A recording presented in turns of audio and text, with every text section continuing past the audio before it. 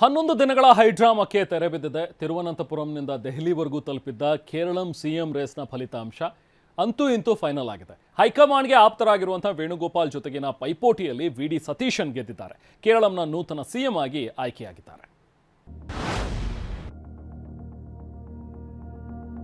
It has been decided Shri V.D. Satishan be appointed as the leader of the CLP.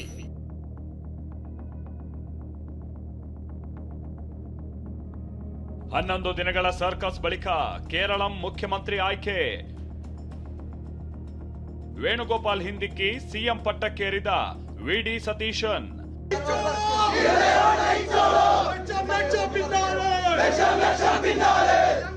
Keralam ಕಾಂಗ್ರೆಸ್ನ ಕಟ್ಟಾಳು. ದಶಕದ ಕಾಲ ಅಧಿಕಾರದಿಂದ ದೂರವಿದ್ದ ಪಕ್ಷಕ್ಕೆ ಅಭೂತಪೂರ್ವ ಜಯ ತಂದುಕೊಟ್ಟ ವಿಡಿ ಸತೀಶನ್ ಇಂದು ದೇವರ ನಾಡಿನ ಸಿಎಂ ಆಗಿ ಆಯ್ಕೆಯಾಗಿದ್ದಾರೆ.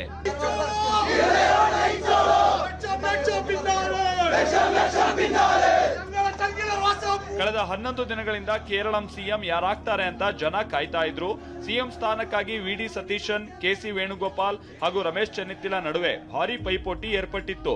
ಅದರಲ್ಲೂ ಸತೀಶನ್ ಹಾಗೂ ವೇಣುಗೋಪಾಲ್ ನಡುವೆ ಹಗ್ಗ ಜಗ್ಗಾಟವೇ ನಡೆದಿತ್ತು. ಇಬ್ಬರ ಜಗಳದಿಂದ ಕೇರಳಂ ಸಿಎಂ ಆಯ್ಕೆ ಟಾಸ್ಕ್ ಹೈಕಮಾಂಡ್ ಅಂಗಳಕ್ಕೆ ಬಿದ್ದಿತ್ತು.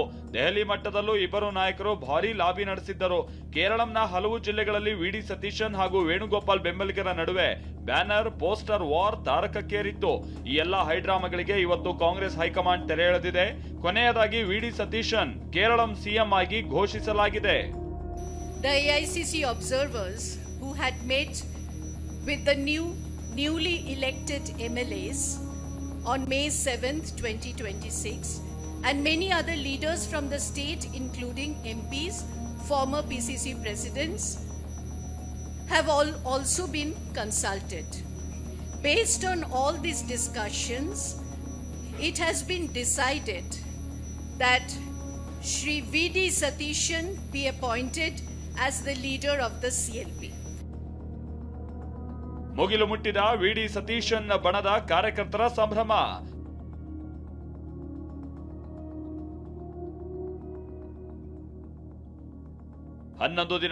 ಬರೋಬ್ಬರಿ 11 ದಿನ ಕೇರಳ ಸಿಎಂ ಆಯ್ಕೆಗೆ ಪ್ರಹಸನ ನಡೆದಿದ್ದು ಹೇಗೆ?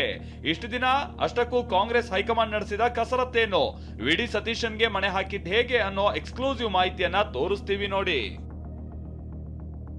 ಕೇರಳ ಸಿಎಂ ರೇಸ್ ಅಲ್ಲಿ ಎಐಸಿಸಿ ಪ್ರಧಾನ ಕಾರ್ಯದರ್ಶಿ ಕೆಸಿ ವೇಣುಗೋಪಾಲ್ ಇದ್ರು. ರಾಹುಲ್ ಗಾಂಧಿಯ ಅತ್ಯಾಪ್ತರಲ್ಲಿ ಒಬ್ಬರಾದ ಕೆಸಿ ವೇಣುಗೋಪಾಲ್ಗೆ ಪಟ್ಟ ಕಟ್ಟಲಾಗುತ್ತೆ ಅಂತ ಅಂತಿಮ ಕ್ಷಣದವರೆಗೂ ಹೇಳಲಾಗಿತ್ತು. ಆದ್ರೆ ಕೇರಳದ ಪ್ರತಿಪಕ್ಷ ನಾಯಕರಾಗಿ ಕಾರ್ಯನಿರ್ವಹಿಸಿದ್ದ ಸತೀಶನ್ ಇಡೀ ಚುನಾವಣೆಯನ್ನ ಯಶಸ್ವಿಯಾಗಿ ಮುನ್ನಡೆಸಿದ್ದರು. ಇವರ ಜೊತೆಗೆ ಕೇರಳದ ಕಾಂಗ್ರೆಸ್ನ ಹಿರಿಯ ಮುಖಂಡ ರಮೇಶ್ ಚೆನ್ನಿತ್ತಲ ಕೂಡ ಟವೆಲ್ ಹಾಕಿದ್ರು. ಹಲವು ರಾಜ್ಯಗಳಲ್ಲಿ ಕಾಂಗ್ರೆಸ್ ಉಸ್ತುವಾರಿಯಾಗಿದ್ದ ಚೆನ್ನಿತ್ತಲ ರೇಸ್ನಲ್ಲಿದ್ರು.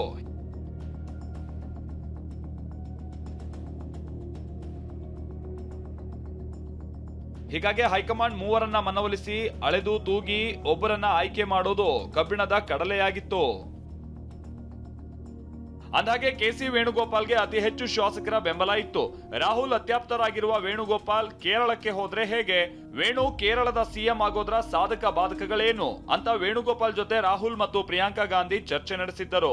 ರಾಹುಲ್ ನಿವಾಸದಲ್ಲೇ ಪ್ರಿಯಾಂಕಾ ಉಪಸ್ಥಿತಿಯಲ್ಲಿ 1.5 ಗಂಟೆ ಚರ್ಚೆ ನಡೆಸಿ ವೇಣುಗೋಪಾಲ್ರನ್ನ ಮನವೊಲಿಸೋ ಯತ್ನವನ್ನ ಮಾಡಿದ್ರು ಅಂತ ಹೇಳಲಾಗ್ತಾ ಇದೆ. ಸಿಎಂ ರೇಸ್ನಿಂದ ಹಿಂದೆ ಸರಿಯುವಂತೆ ವೇಣುಗೋಪಾಲ್ರನ್ನ ಮನವೊಲಿಕೆ ಮಾಡಿದ ನಂತರವೇ ಹೈಕಮಾಂಡ್ ಮುಂದಿನ ಹೆಜ್ಜೆ ಇಟ್ಟಿದೆ.